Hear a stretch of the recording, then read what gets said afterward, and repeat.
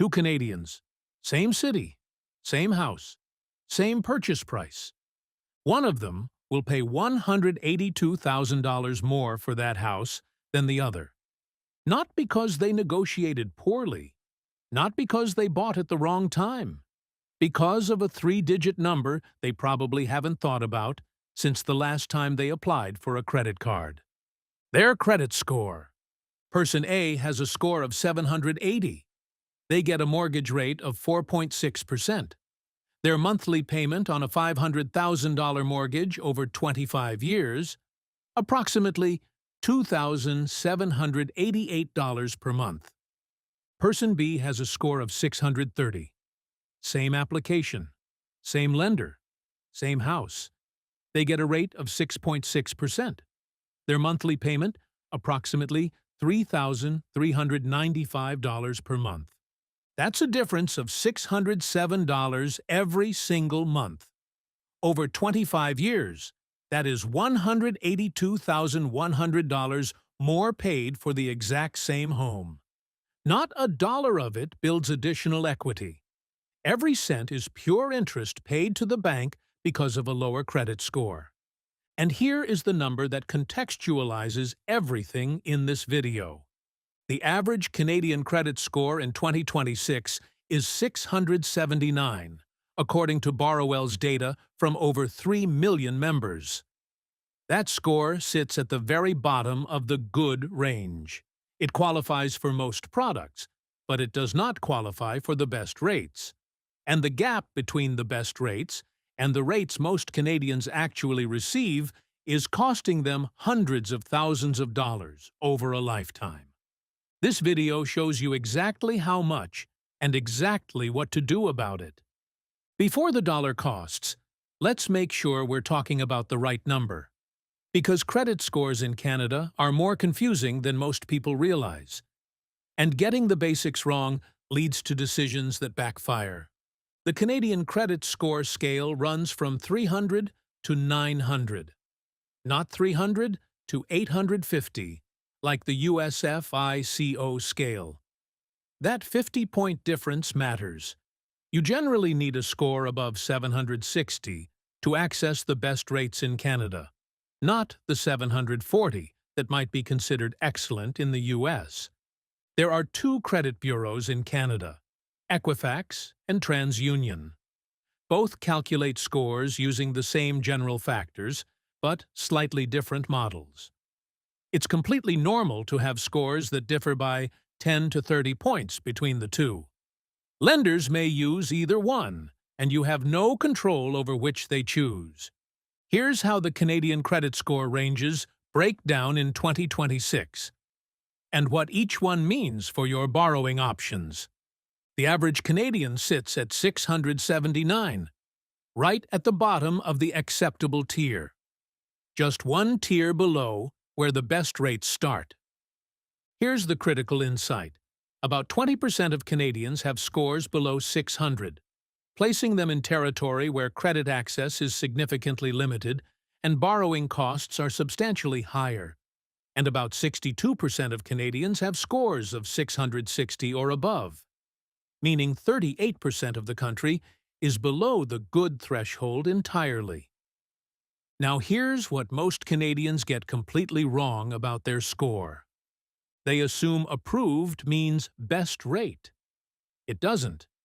Being approved for a mortgage with a 640 score means you qualified, but at a rate that could cost you $130,000 to $182,000 more over a 25-year amortization than a borrower with a 780 score on the same mortgage.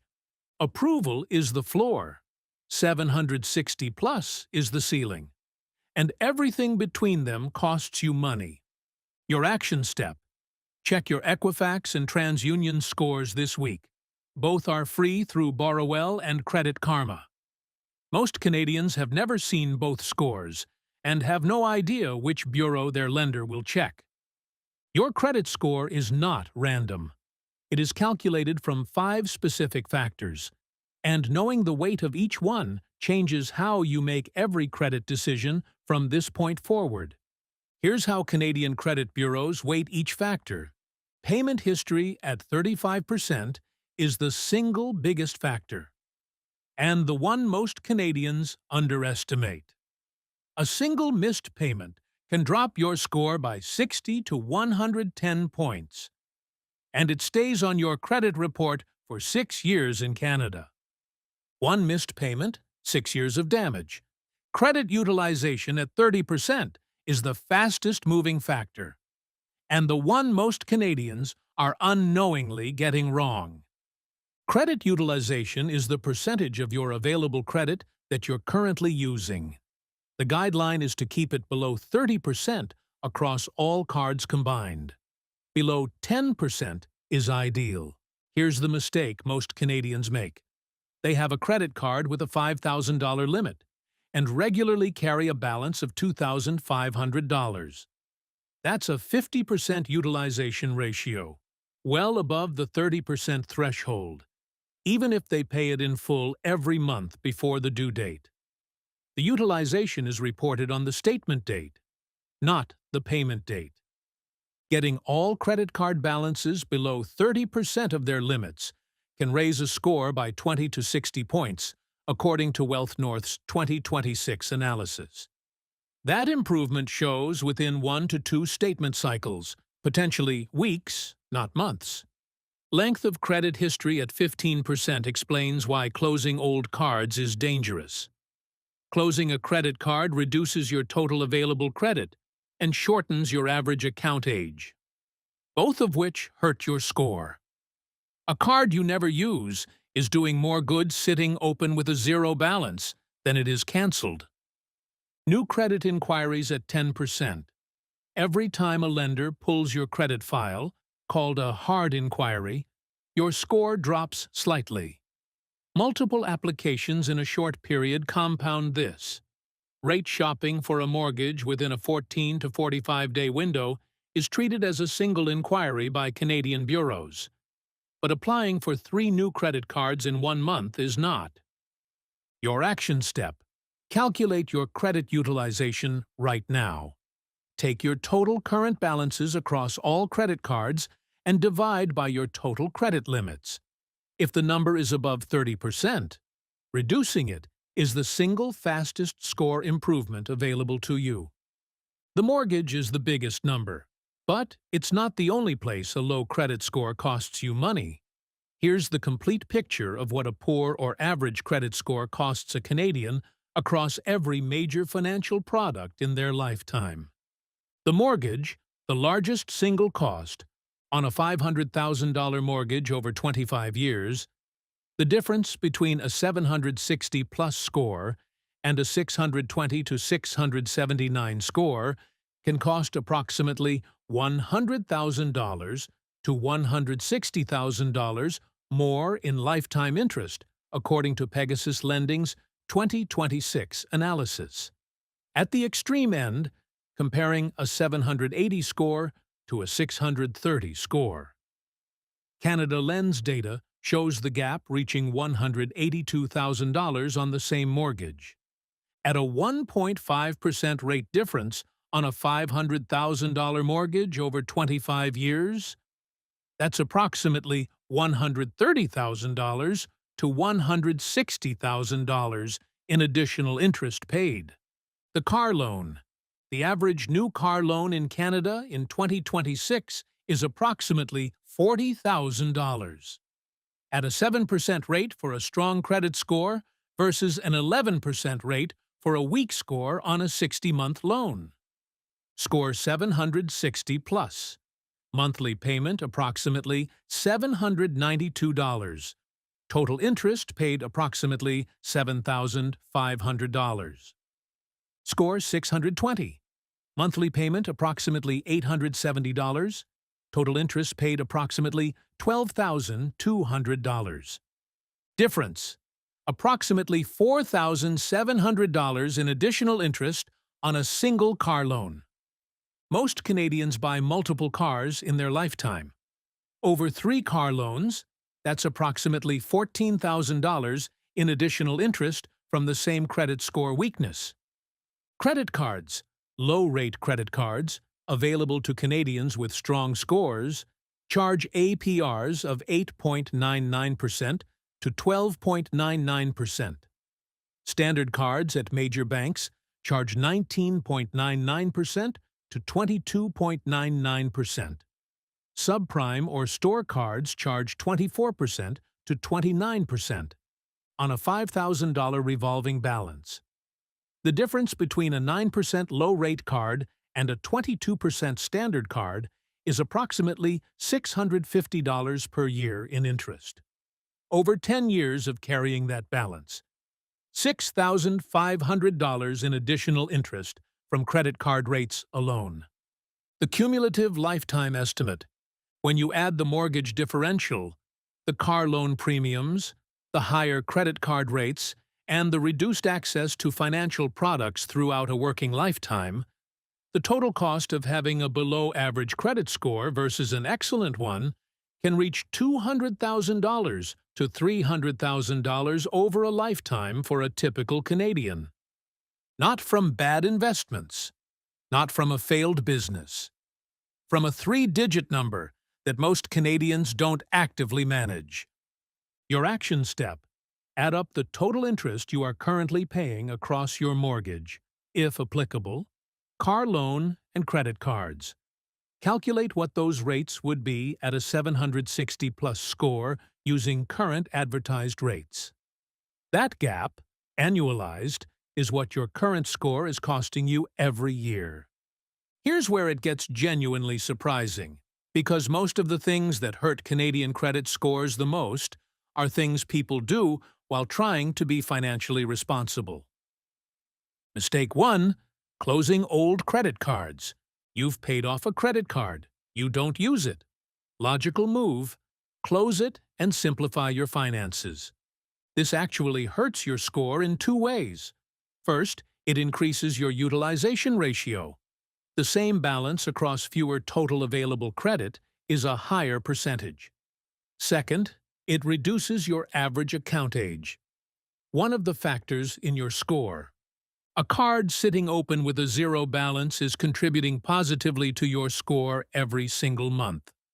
A card that's been closed cannot contribute anything. Mistake 2. Applying for multiple credit products at once. Shopping for a car and applying to multiple dealers for financing. Each application creates a hard inquiry. Multiple hard inquiries in a short period can drop your score by 5 to 15 points each, and they stay on your report for 3 years. The exception: mortgage rate shopping. Canadian bureaus treat multiple mortgage inquiries within a 14 to 45-day window as a single inquiry. But car dealers, credit card issuers, and personal loan lenders do not get this same grouping benefit. Mistake 3. Paying the balance after the statement date. This is the mistake that affects the most Canadians who think they're doing everything right. Your credit utilization is reported to the bureaus on your statement date, not your payment due date. If your statement closes on the 15th with a $3,000 balance and you pay it in full on the 20th, your report shows $3,000 in utilization, even though you paid it off. To show near 0 utilization, pay your balance before the statement closing date, not just before the due date.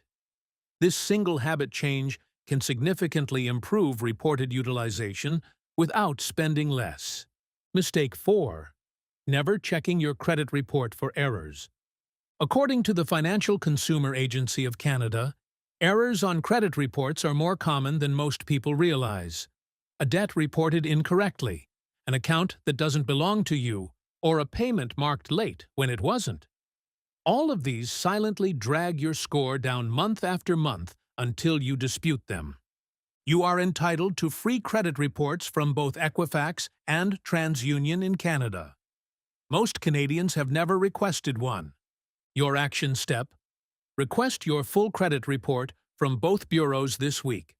Not just the score, but the full report showing every account, every payment history, and every inquiry. Look for any accounts you don't recognize or any late payments marked incorrectly. Here are the 5 moves. Specific, sequenced, based entirely on the 5 factors that control your score, and what the 2026 data says about how fast each one works. Move 1. Pay every bill on time. Automate everything. Payment history is 35% of your score. One missed payment drops you 60 to 110 points and stays for 6 years. The fix is not willpower. It's automation. Set up automatic minimum payments on every credit product today. Not the full balance, the minimum. This guarantees you never miss a payment, even when life gets complicated. Then manually pay the full balance before your statement closing date as a separate habit. At 0 missed payments sustained for 12 months, most Canadians see meaningful positive movement in this factor alone. Move 2. Get all card balances below 30% of their limits. Aim for below 10%. Credit utilization is 30% of your score and the fastest moving factor available. Getting all balances below 30% of their respective limits can improve your score by 20 to 60 points in 1 to 2 statement cycles. The key mechanic: pay before your statement closing date, not before the due date. So the lower balance is what gets reported to the bureaus. If you can't pay down the balances, call your card issuer and request a credit limit increase. A higher limit with the same balance reduces your utilization ratio immediately. Most issuers approve limit increases for customers in good standing without a hard inquiry. Move 3. Never close old accounts. Keep them open and active. Leave your oldest credit cards open. Use each one for one small purchase every 6 months to keep them active. A coffee, a subscription, a tank of gas. Then pay it immediately. This preserves your average account age and keeps your total available credit high. Both positive score factors that cost you nothing to maintain. Move 4. Space out new credit applications by at least 6 months. Every hard inquiry drops your score 5 to 15 points. After the inquiry, give your score 6 months to recover before applying for anything new. If you're planning to apply for a mortgage, do not apply for any new credit in the 12 months before your application. Your score will thank you with a better rate that saves tens of thousands. Move 5. Check and dispute errors on both credit reports. Request your full credit report from Equifax and TransUnion, both free in Canada. Review every line. Dispute any incorrect late payments, incorrect balances, or accounts you don't recognize. Errors are more common than most people realize. And disputing a legitimate error can remove points from your score in as little as 30 to 45 days once the Bureau investigates. The timeline for getting to 760 plus, starting from the average Canadian score of 679. Implementing all 5 moves consistently. 1 to 3 months. Utilization improvements show up. Score moves 20 to 60 points. 6 to 12 months. Clean payment history builds. Score reaches 740 to 760. 12 to 18 months. Average account age increases, hard inquiries age off, score reaches 760. 12 to 18 months from average to excellent. The difference in lifetime borrowing costs, potentially $100,000 to $182,000. Your action step this week. Step 1. Automate minimum payments on every account today. Step 2. Calculate your utilization ratio right now. Step 3. Request both credit reports. Start there. The score will follow. Let's come back to where we started. Person A, score 780. Mortgage rate 4.6%. Monthly payment $2,788. Person B, score 630. Same house. Rate 6.6%. Monthly payment $3,395. Difference over 25 years. $182,100. For the same home.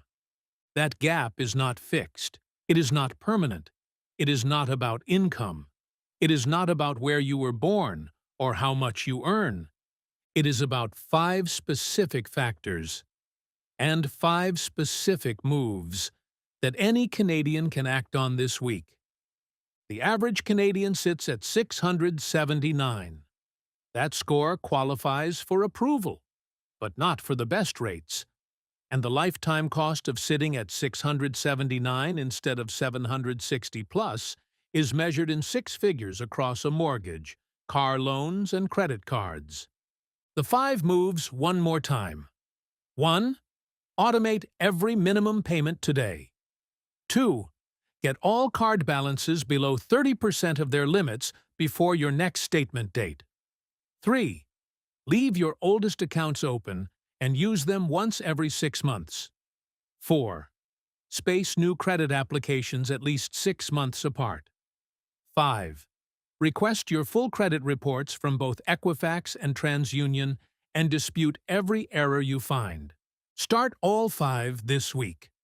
In 12 to 18 months, from the average Canadian score of 679, you can be at 760 plus. At 760 plus Person A's rate, Person A's monthly payment, and over a lifetime of borrowing, potentially $200,000 to $300,000 more that stays in your pocket instead of going to a bank because of a number you never actively managed. The score is not just a number. It is the price tag on every dollar you ever borrow.